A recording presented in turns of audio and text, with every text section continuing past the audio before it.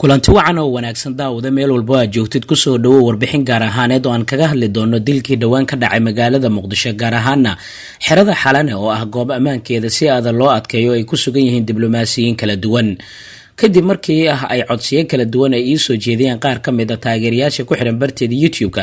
ayaan go'aansaday inaan soo aruuriyo macluumaadyo ku saabsan qaabkii loo dilay Almas Elman iyo sidoo kale qaabka baaritaano loogu sameyn karo oo la soo bandhigay.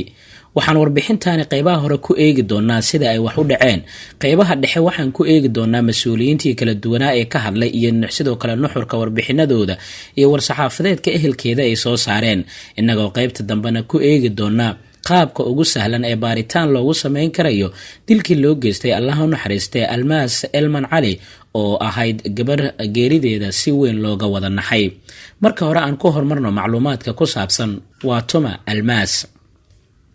Almas Elman Cali waxa ay 20 November sanadkan 2019 ee sii dhamaanayay ku geeriyootay xarunta xalane ee magaalada Muqdisho iyada oo ku sii jeeday garoonka diyaaradaha isla markaana ka soo baxday qaybta dhismaha ee ku taal xalane oo ay doonaysay inay ka duusho garoonka diyaaradaha Aadan Cadde International ee magaalada Muqdisho maalin kadib markii ay ka timid magaalada Nairobi ee dalka Kenya.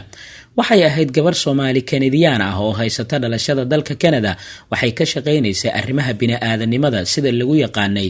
aabaheed iyo sidoo kale ehelkeeda.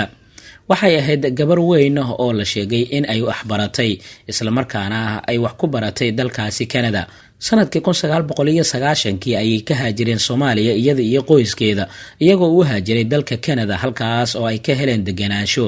sanadkii 1996 bishii Maarso aabaheed ayaa lagu dilay magaalada Muqdisho waxaana ay kadib ay sameeyeen oo ay ka shaqeynayeen dhamaantood hay'adda Elman Peace Center oo ah xarunta nabadda ee Elman. walaasheed Ilwaad Elman ayaa ka tirsanay dadkii sanadkan short listiga ama qaybaha dambe u soo galay abaalmarinta nabadda dunida ee Nobel Peace Prize. saygeeda oo lagu magacaabo Zakariya Xirsi waxa uu haystaa dhalashada dalka Sweden waxaana isguursadeen sanadkii 2017. maalinimo Arbaco ah oo ay saacada ku beegan tahay 2 duhurnimo iyo 34 daqiiqo ama 8 saac iyo 34 daqiiqo ayay ku geeriyootay magaalada tan Muqdisho kadib markii ay ku dhacday rasaas ilaa iminka aan la cadayn halka ay ka timid. dhawaqa qoriga rasaasta ee ka dhacday lama maqlin waxaana ay ahayd mid ka haleeshay oogada sare ee jirkeeda mid ka mid ah rasaasta. waxa ay saarnayd gaari ka soo baxay dhismaha xalane oo ku sii jeeday garoonka Aadan Cadde si ay halkaasi ay kaga duusho. Siciid Fadhaye oo ahaa sawir qaade iyo muuqaal duuba la socday Almas Elman ayaa waxa uu bartiisa Facebook uu ku soo qoray 2 saac kadib geerideeda: alxamdulillah waa nabad qabaa kadib weerar nagula soo qaaday aniga iyo walaashay Almas dhabtayda ayay ku geeriyootay rabbi ha u naxariisto ayuu ku soo qoray bartiisa Facebook. waxaana la sheegay gaariga inay ku saarnaayeen ilaa iyo 3 ruux. dhacdada kale ee ku xeendaaban dilkeeda ayaa waxa ay maalin ka hor markii ay safar ku timid magaalada Muqdisho ay barteeda Twitter-ka ay ku soo qortay: hal maalin oo safar ah oo aan ku imid magaalada Muqdisho ma ahan mid igu filan. website-ka lagu magacaabo All Africa oo kamid ah website-yada ka hadla arrimaha qaaradda Afrika gaar ahaan dhanka bariga ayaa isaga oo soo xiganaya warbaahinta gudaha ee Soomaaliya waxa uu sheegay sidan: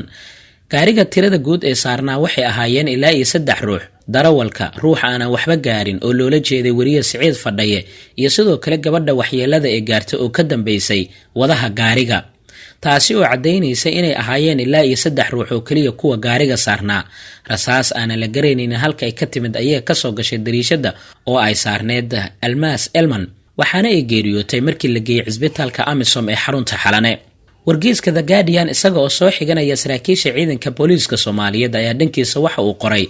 in taliyaha ciidamada booliiska Major General Xasan Maxamed Xijaar uu xaqiijiyay in hay'adda dambi baarista ee CID-da ay bilaabeen baaritaano ku aadan qaabkii uu dhacay dilka loo geystay Almas Elman. waxa ciidanka booliiska Soomaaliyeed gaar ahaan laanta CID ay furtay gal dacwadeed ay ka qayb gali doonaan saraakiil tiro badan oo khibrad u leh baarista dambiyada noocan oo kale ah. wixii ka soo baxana waxaan la wadaagi doonaa ummadda Soomaaliyeed dalka gudihiisa iyo dibaddiisaba. war-saxaafadeed kooban ayaa jira oo ay soo saartay Ilwaad Elman oo la dhalatay Almas taasi oo ay ka tarjumaysay ehelkeeda iyo sida ay kaga xun yihiin dhacdadaani ka dhacday magaalada Muqdisho. war-saxaafadeedkooda ayay ku yiraahdeen sidan: waxaanu jeclaan lahayn in dilka almaas si buuxda loo baaro waxaanu codsanaynaa in dowladaha Soomaaliya iyo Canada ay si wada jir oo qoto dheer arrintan ay u baaraan maadaama ay lahayd labada dhalasho ee labada dal inta laga gaaraya hanaanka hufan ee dhameystiran waxaanu dalbanaynaa in aanay qofna iyo maamul toona ka faaloon arrintan meel gaar ahna aanay ku tirin waxaanu ka warhaynaa in la faafiyo muuqaalo iyo mu'aamarada aan sal lahayn muuqaalada iyo mu'aamaradahaasina waa kuwa qoyskeena sii xanuujinaya waqtigan adag sidaas darteed in la joojiyo iyo in dib loo saxo ayaanu codsanaynaa ayay tiri Ilwaad waxaa kaloo ay war-saxaafadeedkeeda ku tiri kani waa warka kaliya ee aanu masiibadan haatan ka soo saarayno waxaanu si xushmad leh u dalbanaynaa in ay dadku ay ixtiraamaan asturnaanta axwaasha qoyskeena si aanu si nabdoon aan ugu murugoono almaas waxay ka tagtay guud ahaan dalkeeda iyo dadkeeda gaar ahaanna qoyskeeda oo ka kooban hooyadeed Fartuun Cabdisalaan Xaaji Aadan walaalaheed Ilwaad Elman Iimaan Elman iyo Geesiya Elman saygeeda Sakariye Xirsi iyo almaas oo waxay inooga tagtay raad taariikheed oo aad u sarreeya oo ku saabsan isbeddelka togan ee ka dhacaya Soomaaliya Afrika iyo dunidaba sidaas ayay ku tiri war-saxaafadeedkee soo saartay Ilwaad Elman oo la dhalatay almaas haddaba maxay mas'uuliyiintii kala duwanaa ay arrintan ka yiraahdeen guddoomiyihii hore ee gobolka Banaadir Taabid Cabdi Maxamed ayaa war-saxaafadeed uu soo saaray si kooban waxa uu kaga hadlay arrintan waxa uu sheegay in sanadihii 1919 la dilay aabaheed 2019 iyada si xaqdara ah loo dilay ugu yaraan qoyska reer Elman waxay naga mudan yihiin maanta inaan ku wada mashquulno sida ay cadaalad u heli lahaayeen ayuu yiri waxaana uu soo saaray ilaa dhowr su'aal oo uu sheegay in loo baahan yahay in la iska weydiiyo dilka waatan koowaad yaa dilay almaas Elman waatan labaad halkee ayay maraysaa baaristu waatan saddexaad xirada xalane oo amnigeeda si buuxda gacanta ay u hayaan ciidamada AMISOM warbixin hordhaca ma ka soo saareen iyagu baaritaan madax bannaan ma wadaan marka laga reebo su'aalahan uu Taabid uu weydiiyay mas'uuliyiinta kala duwan ee dawladda iyo qaybaha kala duwan ee u xilsaaran baarista arrintan ma jirto jawaab rasmi ah laakiin AMISOM waxay soo saartay war-saxaafadeed ay ku sheegayso inay dawladda federaalka ee Soomaaliya ay ka taageerayso baaritaanka arrintan hay-adda xuquuqda aadanaha Human Rights Watch war-saxaafadeed ay soo saartay waxay ku sheegtay in aan loo baahnayn mar kale in xidig weyn ay Soomaaliya ay lumiso dawladda ayay ugu baaqday in baaritaan ay ku sameeyso dilka almaas waxaana mas'uuliyiinta ay sheegeen in looga baahan yahay xaqiijinta baaritaankaasi iyaga oo sheegay inay heli doonaan caawimaad caalami ah si arrintaani loo baaro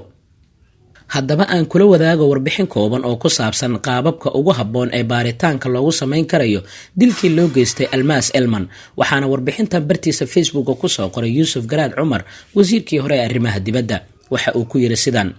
lama fududeysan kara geerida almaas iyo goobta ay xabaddu ku dishay almaas Elman Allah u naxariisto rabbi ah u hooyo jannada firdowso waa ubax noloshiisa la dhaafiyay isaga oo curdun ah waalid walaal qoys iyo saaxiibadeeda faraha badanna samir Allah ka siiyo goobtu waa gudaha xayndaabka lagu tilmaamo in aad loo ilaaliyo kama foga dhabaha oo ay diyaaraduhu ay ku rooraan marka ay kacayaan iyo marka ay soo caga dhigtaan iyo waliba hool lagu doortay laba madaxweyne iyo laba gudoomiye baarlamaan waa lama huraan in la sameeyo baaritaan sax ah cilmi ku qotoma oo su'aalaha macquulka ah ee taagan u hela jawaabo aan la burin karin haddii qalliinka xaqiiqa doonka ah ee geerida dabadeed lagu hayo xagasha ay xabaddu ka gashay jirka almaas lana hela jooga ay dhulka ka sarreysa meesha ay xabaddu uga dhacday waxaa fududaanaysa in la helo barta ay xabaddu dhulka uga dhici lahayd haddii aanay almaas ku dhici lahayn iyo xagasha ay dhulka la samayn lahayd marka intaasi la helo ma dhib badna in qiyaas xisaab ku qotonta lagu soo saaro jihada ay xabaddu ka timid iyo marinka ay hawada ka soo jeexday halka uu ahaa xabadda maadaama la hayo haddii loo abtiriyo oo la ogaado nooca qoriga ay ka dhacday masaafada ay gaari karto iyo xawaaraha ay ku safarto lana ogyahay barta ay dhulka uga dhici lahayd iyo xagasha ay ku dhici lahayd waxaa soo baxaysa karaarka xabadda waxaana fududaanaysa in la garto halka xabaddaasi laga soo riday joogga in la soo saaraa ma dhib badna waa cabirka oogada kursiga gaariga ay fuushaneed uu ka sarreeyo dhulka oo lagu daray jooggeeda fadhiga ee ku eg barta ay xabadda uga dhacday cabirkaas waxaa lagu soo saari karaa in qof almaas la dherer ah lana miisaan ah lagu fariisiyo kursiga ay fadhiday iyada oo kursiga uu saaran yahay culays la eg wax kasta oo markaasi dul saarnaa kursiga gaariguna uu taagan yahay isla bartii ma ahan arrintan waxaan iska mala awaalaya ee waa baaritaan noociisa oo kale caalamka hore looga adeegsaday